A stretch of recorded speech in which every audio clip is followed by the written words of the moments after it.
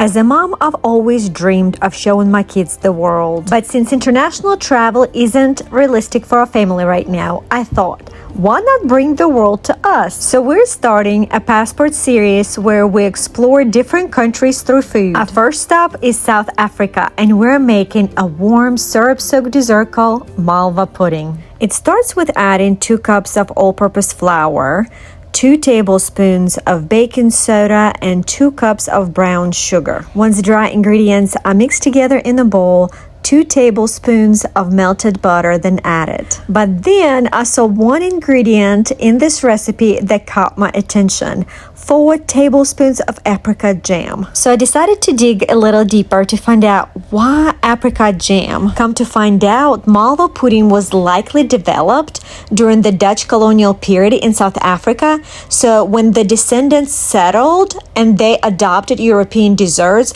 they used ingredients that they already had available locally. And guess what? Apricots were so easy to grow in South Africa, and one way to preserve them and stretch the shelf life was to make apricot jam. So over time, apricot jam became a signature ingredient in Malva pudding because it did 2 things. It added a very mild fruity sweetness, and it helped create this soft, sticky, almost spongy-like texture that makes Malva pudding so famous. I'm going to do a little spoiler alert here. You cannot at all taste the flavor of apricot in this dessert. So if you do not like the flavor of apricot, still give this dessert a try, because I promise you, you will not regret it. After apricot jam was mixed in, I added 2 cups of milk and 2 eggs, and so everything finally started to come together. However, so far there was nothing fancy about this recipe, which at this point it made me even more curious why so many people in South Africa loved this dessert.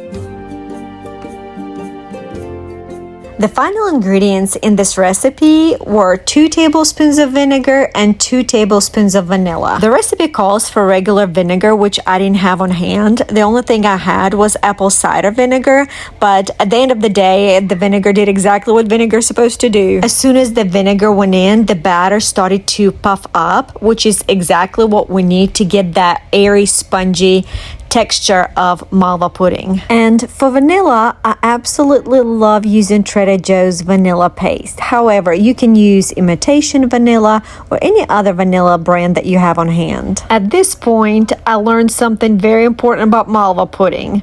I seriously underestimated just how much it's going to rise. So my mistake was that I poured all the batter into one square pan, popped it into the oven, and before you know, it was trying to escape over the sides.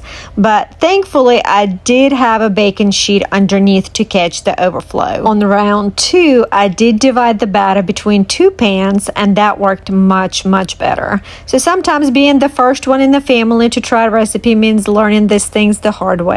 While Malva pudding was baking at 350 for about 40 minutes, I decided it would be so fun for kids and I to get together and learn 3 facts about South Africa. One thing we learned is that South Africa is known as a rainbow nation because so many different cultures, languages, and people call it home. Just like a rainbow, all these colors come together to create something beautiful. Here's something we found fascinating. South Africa has not 1, not 2, but 3 capital cities, and each one serves a different role in running the country. Finally, South Africa is home to some of the largest elephants on earth. African elephants can weigh as much as 14,000 pounds, and they use their trunk to perform daily tasks. About 10 minutes before the pudding was finished baking, I started the syrup. Into a saucepan, I added 1 cup of water, 1 cup of milk, 1 cup of heavy cream, and 2 sticks of butter, and then 1 cup of brown sugar. You want to warm the sauce up just until everything melts and comes together.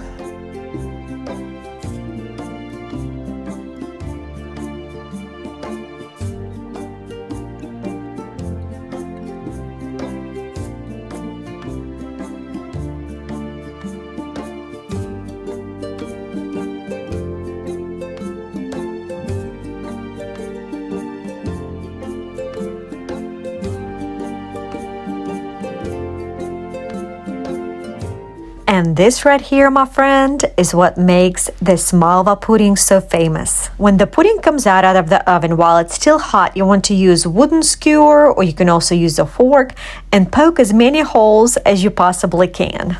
Then you pour every drop of that warm syrup over the top. I'm not going to lie, the first time I saw this recipe, I was convinced that it would turn into a soggy mess, but somehow this pudding soaks it all up, becoming incredibly soft and rich and moist. And this is the secret behind South Africa's beloved dessert. When I cut myself a piece, I plan to take just one bite and let the kids finish the rest, but somehow one bite turned into two, then three, and before I knew it, I ate the whole piece. And when I called kids to sample it, I was so excited for them to try it that when I called them in, I completely forgot to hit that record button. So sadly, their reaction is nowhere to be found. But I can tell you this, they loved it so much, they were arguing over who got the last bite. And while I missed that on camera, I did manage to catch my little guy sneaking over to ask for seconds. And that's our trip to South Africa, friends. Let us know in the comments which country should we explore next, and we will see you on our next adventure.